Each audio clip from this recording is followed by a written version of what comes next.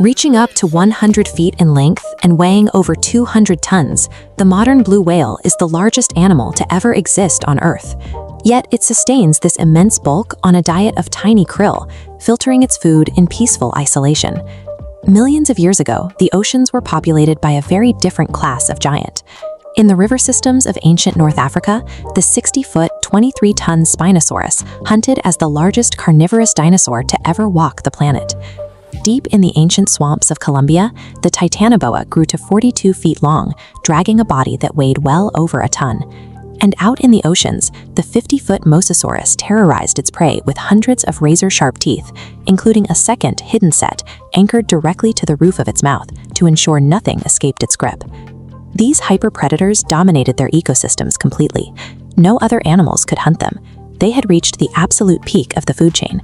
So why did every single one of them go extinct? The Megalodon represents the pinnacle of ancient predatory design.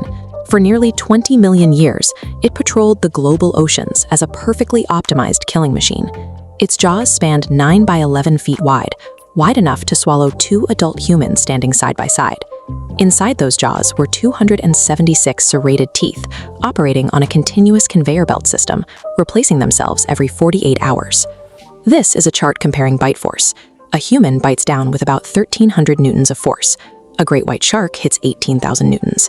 The Megalodon exceeded 180,000 newtons. This mechanical advantage meant that even the densest bone or thickest hide offered no structural resistance against its attack. With that level of biological hardware, the Megalodon appeared to be immune to the pressures of the food chain. No other creature could successfully challenge it for dominance. The enormous scale of these apex predators was the result of consistent environmental pressures that dictated animal growth. One biological principle driving this is Bergmann's rule. In cooler ocean waters, animals evolved a larger body mass to effectively retain and conserve heat. Other environments, like the ancient Trans-Saharan Seaway, created conditions for island gigantism. In these isolated ecosystems, an abundance of resources and a complete lack of competition removed the usual limits on physical size. These predators were perfectly calibrated to the specific climates they lived in.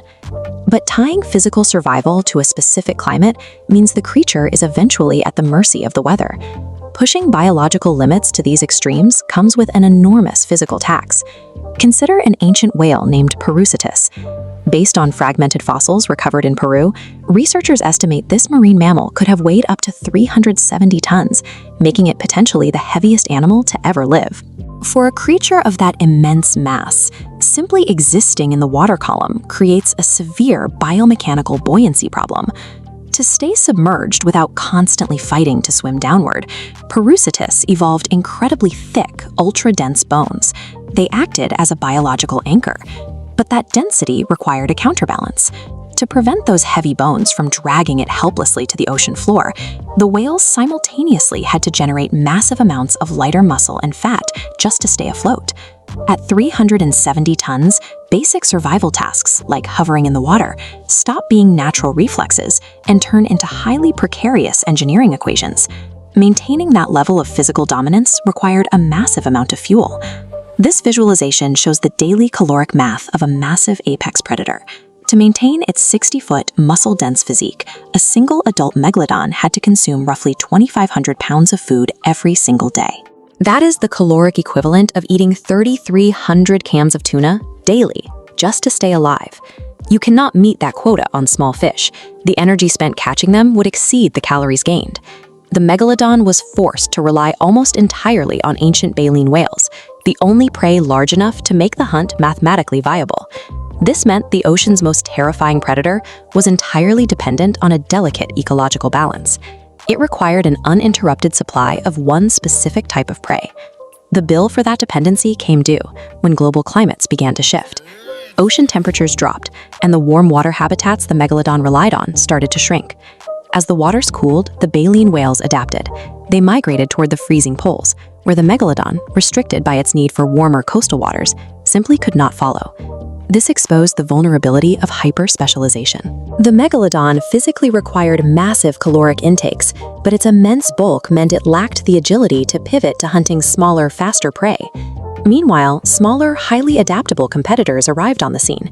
Ancestors of the great white shark and ancient killer whales had significantly lower caloric needs. That efficiency became a massive evolutionary advantage when food grew scarce. The extinction of these giant apex predators didn't happen in a sudden cataclysm. It was a slow mathematical starvation event caused by their own physical inflexibility. This is the predator's paradox. The exact physical traits that made these giants untouchable, their overwhelming mass, extreme bite force, and strict thermal specificities, were the exact vulnerabilities that caused their extinction. While the Megalodon and the Spinosaurus starved, much smaller organisms, like microscopic rotifers and ancient horseshoe crabs, quietly navigated multiple mass extinctions by adapting to whatever the Earth threw at them. In the long arc of Earth's history, supreme size and power make you the most fragile creature on the board when the rules change. Survival doesn't favor the biggest, it favors the adaptable.